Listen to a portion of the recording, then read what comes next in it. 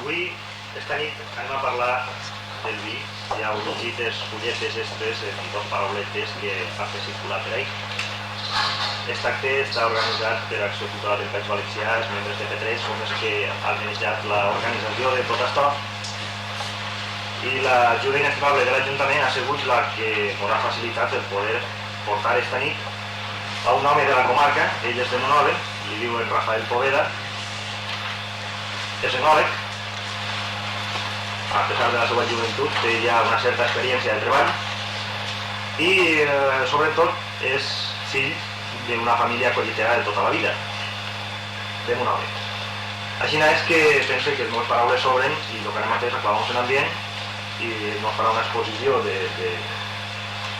lo que ell crega convenient sobre aquest tema i després el més important pues, serà un canvi d'impressió, no? Un diàleg, cada un que pregunte el que vulgui i ens anirà contestant. I res més. Té la paraula a Rafael Poveda. Bona nit. Moltes gràcies per haver vingut. Vull donar-li les gràcies concretament a Acció Cultural del País Valencià, que és una colla de gent que treballa molt, que organitza moltes coses, pense molt beneficioses per al país. I avui estic aquí per a parlar-vos un poc del vi, concretament del vi en general i també del vi de P3, perquè pense que al ser veïns d'ací sempre teniu inquietuds i preguntes al respecte. Bé, el vi és un tema que ha estat sempre molt lligat a l'home i ha estat molt paral·lel a la seva evolució històrica. Concretament, la vinífera, o la vitis vinífera, que és el vegetal que ens proporciona el raïm, és un cultiu antiquíssim, té milions d'anys d'aparició sobre la Terra i això s'ha demostrat en alguns fòssils que s'han trobat concretament a la part de Dénia, a la part de Morella, de trossos o bocins de raïm i algunes fulles també fossilitzades de la vitis vinífera. Durant la història i el procés històric dels homes, el vi està sempre com una cosa que l'han tingut molt a prop, ha sigut molt quotidiana. Ja hem de recordar a Jesucrist, que per a mi és el primer enòleg del món, perquè sabeu que a les bodes de Canaán ja va fer vi de l'àudia, no? Era un bon enòleg, esto és un poc complicat, però després, en el que respecta a la història, els romans, quan colonitzaren la península ibèrica, concretament hi ha un emperador que es diu Domicià, que ja fa una al·lusió concreta al vi, fent una llei que protegia els vins que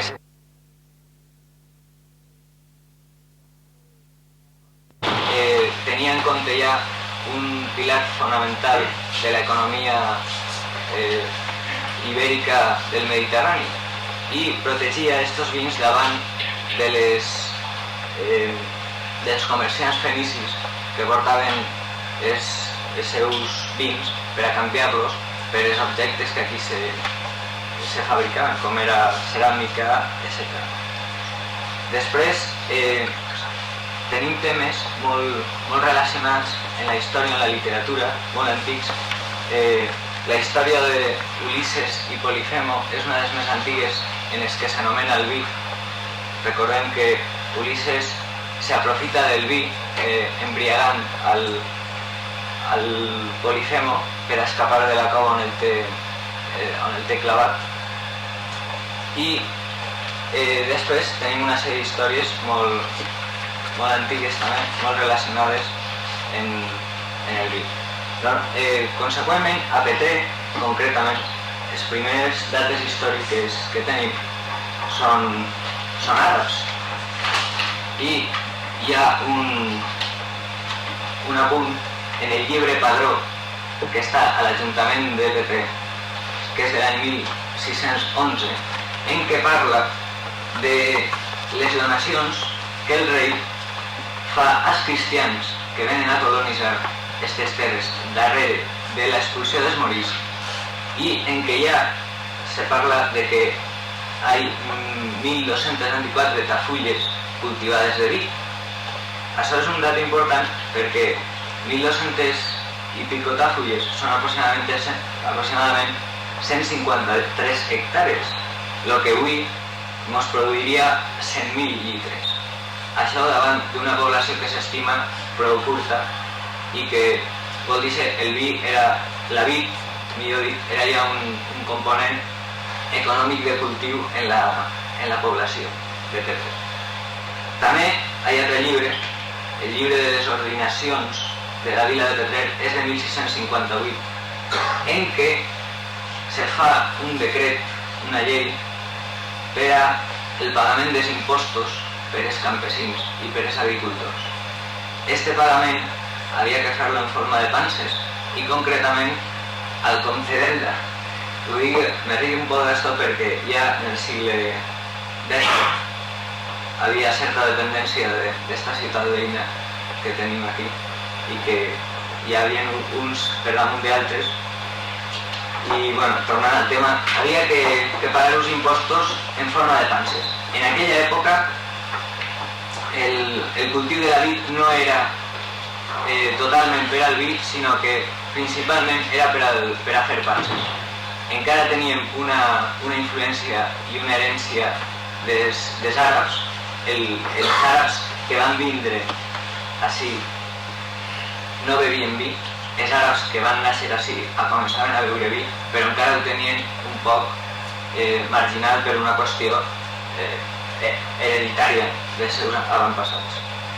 Per tant, ja en aquests moments se comença a fer vi en quantitat en la zona de Petrer i ja he dit, tenim dates estadístics de litres, de cànters i tal. Concretament havia un personatge molt curiós en Petrer que era el Musafat, no el Mustafa, el Musafat. El Musafat era l'encarregat de pesar i de comptar les panses que havia que pagar d'impostos al comte d'Elda. I no cal dir que este personatge era odiat per el poble i també hi ha algun apunt sobre alguna brega que va ocorrir en alguna volta en els moments de comptar els panses, per lo vist perquè este personatge no tenia les mesures massa legals, no? O sigui que sempre tirava per ell i és pura anècdota. En el segle XVIII, vaig de segle en segle perquè vull arribar un poc al final. En el segle XVIII la producció de vi i el cultiu de la vid en Petrer se duplica, es torna al doble. Per què passa això? Perquè en el 1724 hi ha un document que se diu el Manifest del Vi que parla de que se pot regar la vid, i això és molt important per a l'agricultor. En aquella època també se controlava molt el que no se regara ningú cultiu de secà, perquè l'àvia havia problemes també en l'àvia. En el 1724 se determinen certes èpoques de l'any per a poder regar la vid. Això fa que d'un cultiu de secà, al transformar-lo automàticament en regadiu, se duplica la producció i la producció de vi en Petrer se fa excedentària. O sigui, a Petrer té que anar a les viles properes a vendre el seu vi i també hi ha una sèrie de decrets sobre regulació de preus i de formes. En el segle XIX la producció de vi i la quantitat de cultiu que se fa en Petrer se triplica, se torna al triple. Per què? Principalment perquè a meitat de segle, a 1850 per ahí, apareix en Europa, sobretot a començar per el nord, les zones més humides, i va baixant progressivament fins al sud, fins a arribar a Petrer i el que és ara denominació de Villa Alacant, que va ser l'últim lloc afectat, apareix una malaltia molt important, es diu la filoxera, ara parlaré un poc d'ella, acompanyada d'altres dos, que es diuen mildium i oïdium, són dos malalties, juntament la filoxera, importades d'Amèrica, van vindre en ceps que alguns viatjants se van portar d'Amèrica per a comparar-los en la vinífera i per a fer plantacions així, a veure quin resultat donava. Entonces, en ese afán investigador se van portar el cep, però se van portar també el paràsit i la enfermedad. Entonces, en ese moment apareix la filoxera en França i constitueix la catàstrofe vinícola i vitícola més important de tota la història de l'enologia que se coneix. La filoxera acaba quasi en el 90% de tots els cultius de vinífera que hi havia a Europa i això planteja una baixa grandíssima de la producció de vi i, per tant, les zones que no estan afectades o que van tardar molt a estar afectades, pues el seu preu del seu vi se multiplica molt ràpidament. Els agricultors de Petrer i els propers veuen que els seus vins se paguen fins a arribar a 10 voltes el preu normal, 10 voltes el preu normal. I està clar que hay que cultivar la vid. És un bon negoci, és molt rentable i se triplica la producció. Tornant un poc a lo de la filoxera, per apuntar algo, és un paràsit, és un insecte que se multiplica a molta velocitat i en qüestió d'uns mesos podem veure els efectes que pot produir sobre una determinada zona on s'ha instal·lat. Després vos diré com se va combatre este tema y lo que va a pasar.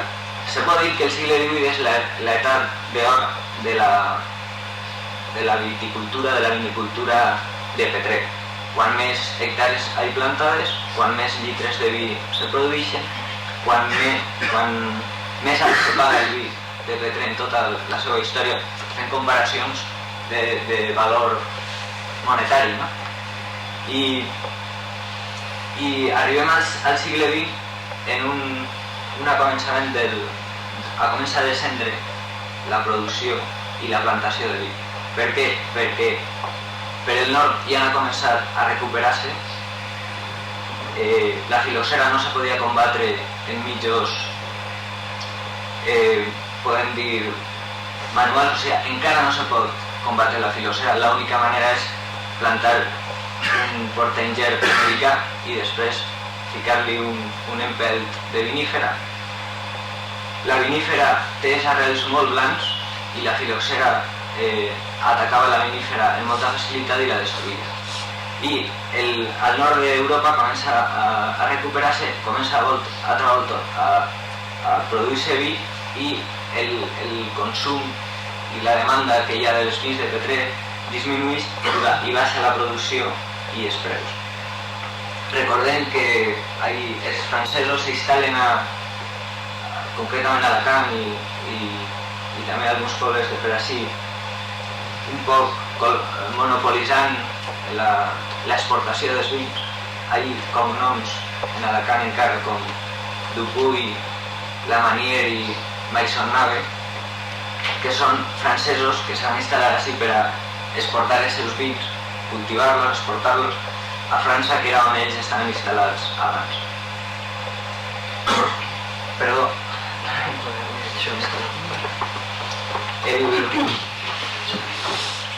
Tinc alguns dades estadístics.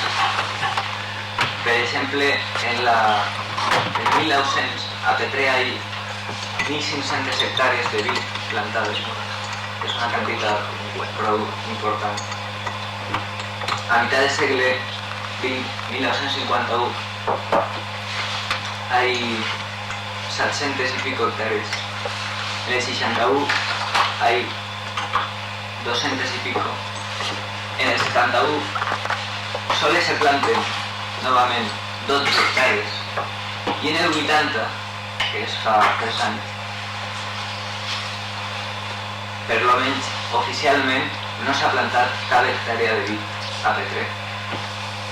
Vol dir que la curva de descens de plantació de vid és brutal, o sigui, cau a zero.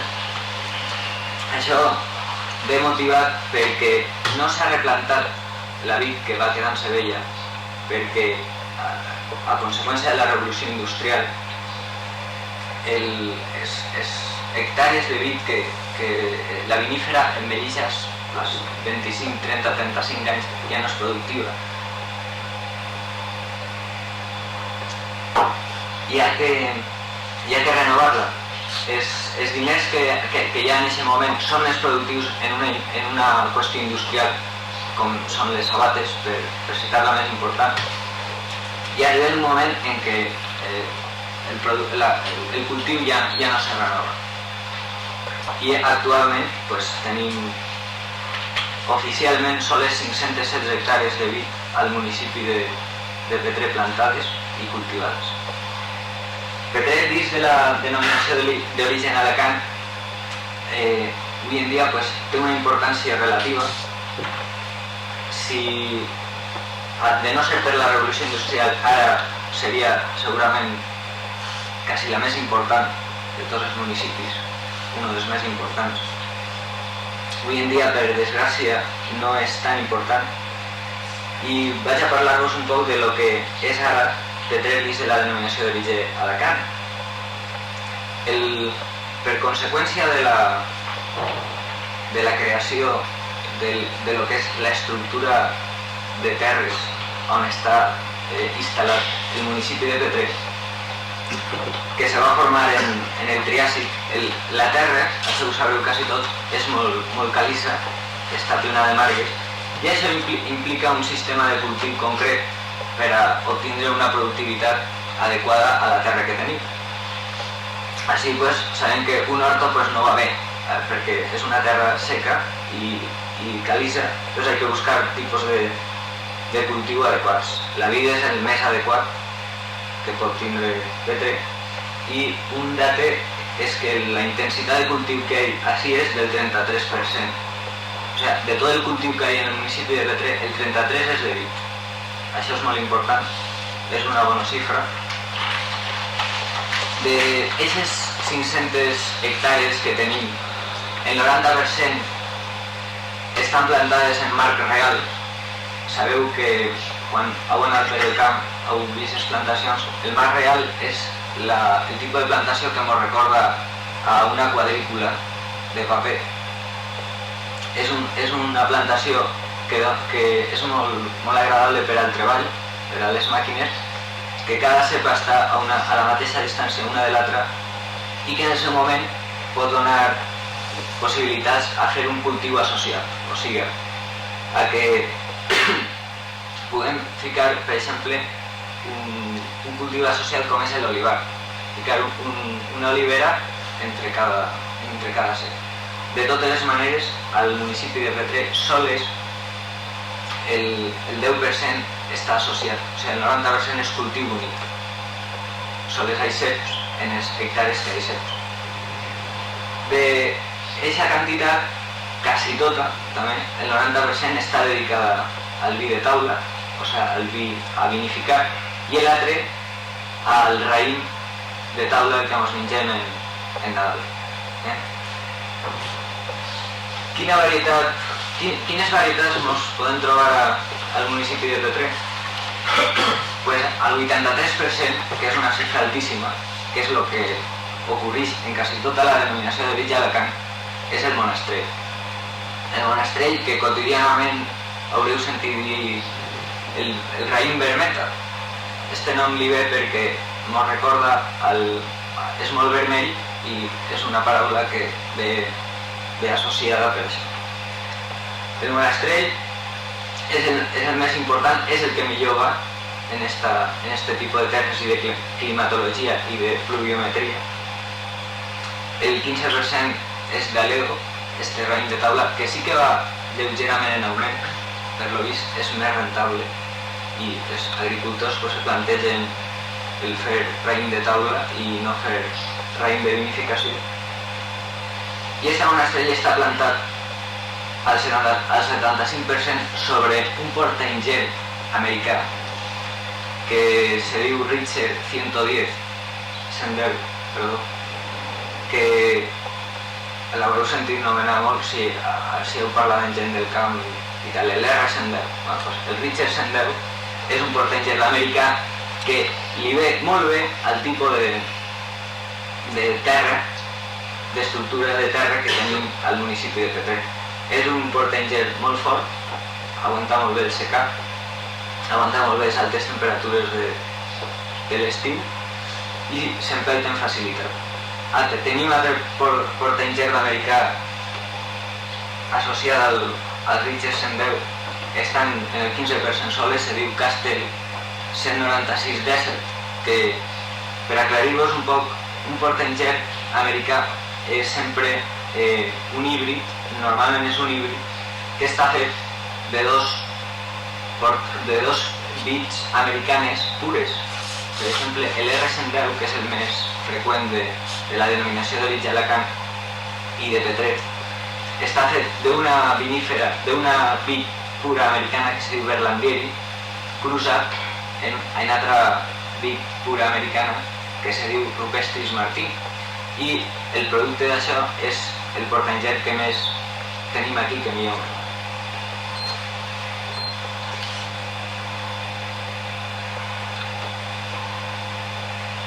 Com és el monastrell? El monastrell és un cep que dona molt poca productivitat. Tenim una mitja baixíssima en el que és el cultiu de secà, que és d'1,5 kg per cep. Esto és molt poc, té la seva explicació. En un cultiu de regadío se poden produir més quilos de raïm, però normalment la majoria dels cultius són de secà en aquest municipi. El raïm que dona el monastrell té grans molt xiquets, molt vermells, té una matèria colorant molt intensa. Hi ha una varietat de monastrell que té la pulpa tacada també de matèria colorant. Sabeu que si peleu si li lleveu la pell a un gra de raïm blanc i a un gra de raïm negre, per dins és idèntic. La pulpa del raïm negre és també blanca. I així, a Petrer, i a la denominació d'origen Alacant, hi ha una varietat quasi única en el món, que té la pulpa també vermella. Aquest tema ha donat peu a molts estudis. Hi ha alguns científics espanyols i estrangers que estan estudiant això concretament sobre els raïms d'ací. Això és molt interessant. I és un raïm que té moltíssima pruïna. Eixa pols que quan heu anat a final d'agost, quan comença la verma i heu agafat raïms per el camp, que heu vist el raïm negre que té com pols damunt. Això no és pols del camp, botín d'algo, no? Però és una matèria que se diu pruïna, que són levadures que després ens produiran una fermentació en la bodega. Són culpables de que després el most fermente en la bodega. Són culpables en part. El monastrell té molta pruïna. És un raïm que fermenta amb facilitat, que no necessita massa revulsius per a que fermenten. La vinificació que es fa a Petrer del raïm que té, és una vinificació que a qualsevol enòleg li agradaria. Estem en condicions de dir que Petrer i la denominació d'origen Alacant té un gran benefici en aquest aspecte. Tenim un raïm molt bo, una matèria prima magnífica per aconseguir uns vins magnífics. El raïm de monastrell té una vinificació ràpida, normalment no sol donar problemes d'elaboració. Tal volta és vermes o és èpoques de la verma en què fa més fred de lo habitual, ens costa més fer-lo fermentar, però normalment no és perillós. No parlem després dels treballs de la bodega, que són en els vins de P3 prou fàcils. Normalment els descubres, les filtracions, els tractaments enològics per a aconseguir el vi són prou fàcils. Els vins de P3 no solen tindre enfermetats produïdes per mos perquè no hi ha humitat, no solen tindre tendències a picar-se o a acidificar-se perquè tenen prou alcohol i és un antisèptic. I per tant, molts enòlegs voldrien tindre aquest tipus de matèria prima per elaborar el seu vi. You're so far away from me.